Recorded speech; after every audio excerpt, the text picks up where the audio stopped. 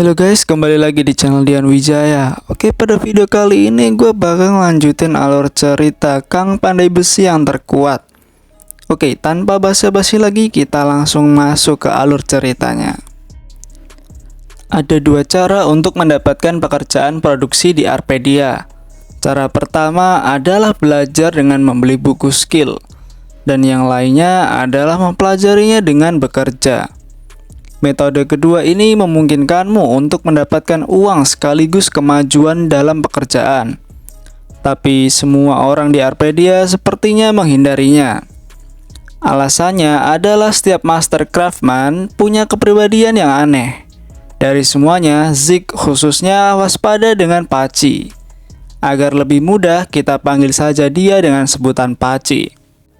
Karena bahkan saat dia masih sebagai bards, Paci selalu mencoba berkelahi dengannya setiap kali dia mau memperbaiki peralatannya. Namun sekarang setelah dia jadi Zik dan juga bangkrut, dia memutuskan bahwa hal itu adalah hal yang terbaik untuknya.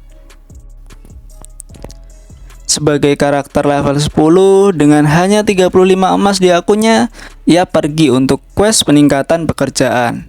Dia percaya bahwa itu seharusnya tidak sulit. Dan itulah sebabnya dia mengetuk pintu bengkel dan masuk ke bengkel.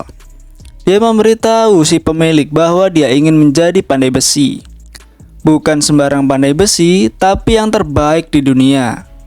Paci tentu saja menganggapnya lucu karena hanya dengan melihat Zik, dia bisa tahu bahwa Zik tidak cocok untuk pekerjaan itu. MC kita tentu saja membantah, mengklaim bahwa Paci seharusnya adil untuk setidaknya mengujinya sebelum menggagalkannya. Mendengar ini, si pandai besi terlihat cukup bingung. Jadi MC kita menjelaskan bahwa dia bisa memerintahkannya untuk melakukan apa saja agar bisa melihat kemampuannya. Setelah berpikir sejenak, Paci setuju dengan kesepakatan itu. Adegan berpindah lagi, dan kita melihat MC kita berdiri terkesima saat dia melihat tumpukan kayu yang tinggi tersusun satu sama lain. Seolah-olah dia belum cukup kewalahan, Paci tiba-tiba memerintahkannya untuk memotong semua kayu yang ada di sana, sambil menambahkan bahwa dia hanya punya waktu 1 hari untuk menyelesaikannya. Matahari bersinar di kepala pandai besi yang kejam saat dia bilang ke Zik bahwa dia akan mempertimbangkan keputusan sebelumnya jika dia berhasil. Paci berbalik dan pergi, sementara MC kita masih terkejut karena dia disuruh untuk bisa memotong sebanyak itu. Untuk memastikannya, dia bertanya, "Apakah kau ingin aku memotong semua ini?" Dan Paci bilang, dia mendingan berhenti saja kalau dia nggak punya nyali. Menyadari itu satu-satunya cara untuk membuktikan kesiapan dirinya, MC kita mulai bekerja.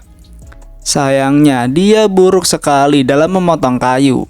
Dan itu cuma ungkapan yang halus. Dia lalu mengayun kapak dan meleset. Dia harus memotong balok kayu itu. Dan dari napasnya yang terengah-engah, dia jelas sekali sudah berusaha cukup lama. Bahkan balok kayu itu sepertinya kecewa padanya karena dia belum berhasil membuat satu goresan pun. Zik yang bertekad untuk berhasil mencoba lagi berkali-kali tapi selalu meleset. Sampai balok kayu itu mulai mengejeknya. Dia jadi sangat frustasi dan mulai berteriak, bertanya-tanya kenapa dia harus melakukan ini sejak awal. Dia ingat pernah melihat karakter lain yang sudah maju. Dia sangat kesulitan dalam memotong sebatang kayu. Salah satu penebang kayu yang lain ikut berbicara dan menyarankan bahwa mungkin dia kesulitan karena affinity miliknya. Zik jadi penasaran mendengar ini dari orang yang tidak dikenal. Jadi dia bertanya siapa orang itu. Saat itulah pria itu mengungkapkan bahwa dia juga calon pandai besi. Dia menjelaskan bahwa tanggal lahir yang kamu pilih untuk karaktermu saat membuatnya juga menentukan affinity kamu dengan pekerjaan. Sayangnya, pekerjaan produksi itu terkenal susah di awal kalau affinity-nya tidak cocok. Zeke marah dan frustasi sekaligus karena dia nyadar kalau dia lagi-lagi sebagian bertanggung jawab atas masalahnya. Dia nggak tahu kalau ulang tahun itu penting banget di game ini, dan menyesali keputusannya sebelumnya, yang membiarkan penjaga gerbang untuk memilih untuk dia. Teman sesama calon pandai besi itu juga mengungkapkan kalau dia menghadapi masalah yang sama. Zeke kelihatannya nggak mau peduli sama dia dan lebih fokus pada apa yang bisa dia lakukan untuk memperbaiki situasi. Dia marah karena tidak tahu sebelumnya dan berpikir untuk membuat karakter baru. Tapi dia tahu harus mencapai level 10 lagi. Daripada khawatir, Zeke memutuskan untuk fokus pada tantangan yang ada, yaitu memotong tumpukan kayu yang menggunung itu. Lagi pula dia yakin Pachi akan membiarkannya lolos kalau dia bisa memotong semua kayu itu. Jadi sekali lagi dia mengambil kapaknya dan mulai mengayunkannya dengan semangat yang baru. Zeke berteriak meminta agar kayu itu mati, tapi dia malah gagal lagi. Namun kali ini dia tidak menyerah dan justru mengalirkan semua frustasinya ke dalam memotong kayu sampai dia berhasil. Pachi pun datang beberapa saat kemudian untuk menemui Zeke yang kelelahan dan terkejut melihat bahwa dia benar-benar menyelesaikan tugas itu dalam sehari. MC kita bangkit lagi dan mengingatkan tukang besi bahwa dia sudah bilang akan melakukannya. Jadi sekarang dia berharap bisa resmi dipekerjakan di bengkelnya. Sayangnya si Pachi mengatakan tidak semudah itu kawan. Zeke diberitahu bahwa dia masih belum akan dipekerjakan. Tapi kemudian dia diberikan pedang dan disuruh untuk menambang 10 batu bara hitam dari tempat yang disebut Gunung Lankel. Zeke hampir menyerah saat mendengar ini karena dia tahu bahwa tambang Gunung Lankel adalah tempat berbahaya yang hanya bisa dijelajahi oleh orang-orang di atas level 15. Bos lapangan di gunung itu adalah monster level 45 yang sangat ganas. Jadi wajar saja kalau dia sangat enggan untuk menerima perintah itu. Dia bertanya pada Pachi apakah dia akan bertanggung jawab jika dia mati, sambil menunjukkan bahwa dia baru saja mencapai level 10. Sebagai tanggapan, pandai besi itu menunjukkan momen langka dari kebaikan dengan membiarkan MC kita meminjam salah satu pedangnya. Dia masih berpikir Zeke terlalu cengeng, jadi dia bilang kalau Zeke bisa berhenti kalau dia nggak suka dengan misi ini. Zeke percaya bahwa affinity-nya tidak sejelek itu sampai bisa menghambatnya. Jadi akhirnya dia menerima tugas itu dan mengambil pedangnya. Namun sebelum berangkat, dia bertanya pada Pachi apakah dia janji akan merekrutnya setelah menyelesaikan misi ini. Dengan senyum yang mencurigakan di wajahnya, Pachi setuju untuk membiarkannya bergabung. Dia berhasil mendapatkan kesepakatan lisan dengan Pachi. Zeke langsung menuju tambang di mana tujuannya adalah untuk mendapatkan 10 batu bara hitam dari lokasi yang ditandai. Zeke sepertinya sudah terbiasa kehilangan fokus, karena bahkan di tambang dia terus melenceng dari sasaran. Melihat bahwa caranya tidak berhasil, dia menenangkan diri dan memutuskan untuk menggunakan pola yang sama dari tantangan memotong kayu.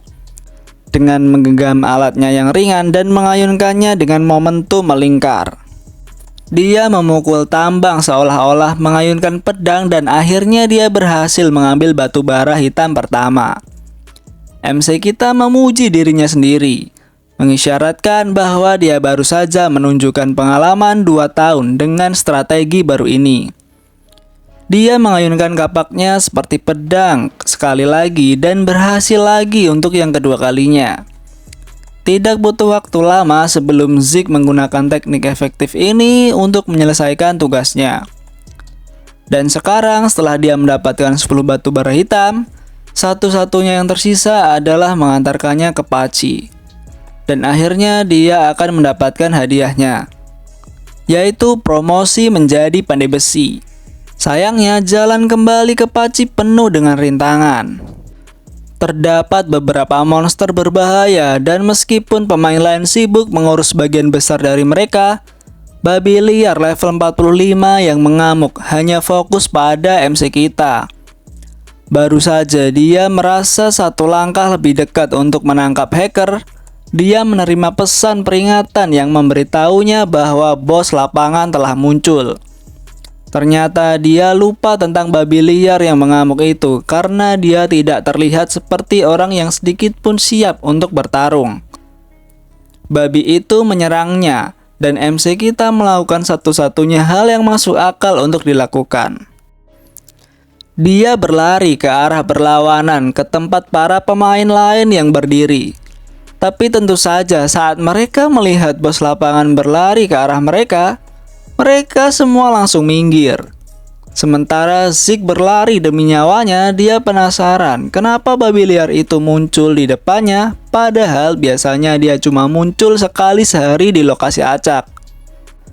Dia tahu bahwa HP dia sangat jelek karena dia lagi fokus untuk kerja produksi. Dan dengan begitu dia bakal mati hanya dengan satu serangan dari babi itu. Hewan mengerikan itu lalu membuka mulutnya dengan lebar. Mulut yang penuh gigi mencoba menggigit Zik, tapi dia berhasil menghindar dengan melompat ke atas. Saat dia mendarat di tanah, dia bertanya-tanya apakah perhatian babi ini sudah terfokus padanya. Dan karena khawatir, dia akhirnya harus berhenti berlari. Di Arpedia Online, pekerjaan produksi memiliki kelemahan bawaan dalam pertempuran. Tapi Zik percaya bahwa sifat permainan virtual reality berarti bahwa tubuh karakter terhubung dengan tubuh nyata. Dan karena Arpedia Online didasarkan pada realisme, itu berarti ada kelemahan yang fatal. Pertarungan masih bisa terjadi tergantung pada kemampuan bela diri atau insting bertarung seseorang. Dengan pemikiran ini, MC kita jadi termotivasi dan menyerang babi hutan itu dengan pedangnya. Dia tahu bahwa kelemahannya ada di tengah dahi miliknya. Jadi, dia hanya perlu mengenai titik itu dengan tepat, meskipun serangannya lemah. Sayangnya, ketepatan bukanlah keahliannya. Seperti yang sudah kita lihat, dan untuk membuat segalanya lebih buruk, babi hutan itu memblokir serangannya dan langsung menyerangnya dengan kepala yang sangat kuat.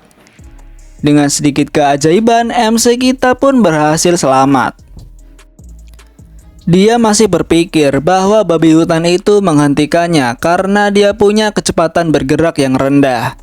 Dan menyesal dia tidak membawa ramuan kelincahan sebelum berangkat. Dia masih sibuk mengumpat dengan frustasi ketika babi hutan yang mengamuk itu mulai menyerangnya lagi. Zik cuma berdiri di situ dan bingung. Dia tidak tahu harus berbuat apa selain mencoba menyerang titik lemahnya.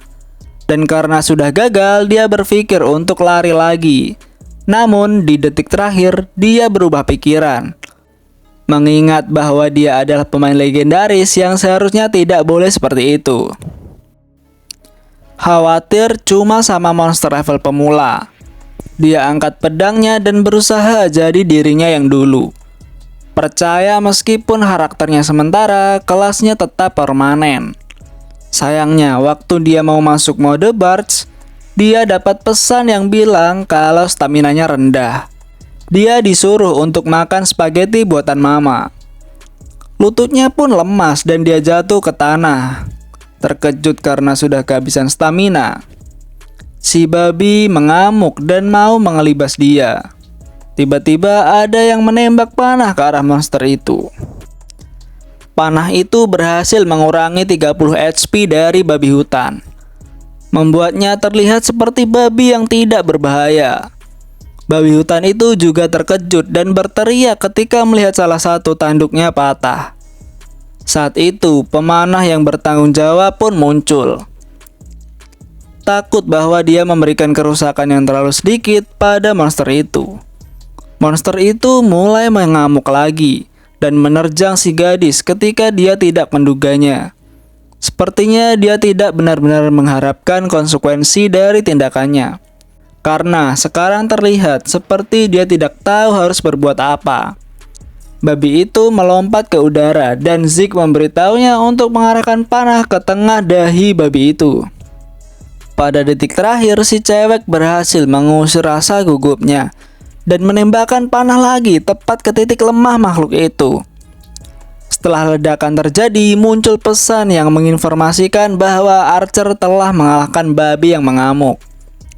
MC kita menghela nafas lega. Tahu bahwa dia hampir tidak selamat, dia berterima kasih kepada Archer itu atas bantuannya. Tetapi si cewek memotongnya dengan menggenggam bahunya, menariknya lebih dekat, dan bertanya, apakah mereka pernah bertemu sebelumnya? Oke, cukup sekian untuk penjelasannya. Kita bakal lanjut di part berikutnya.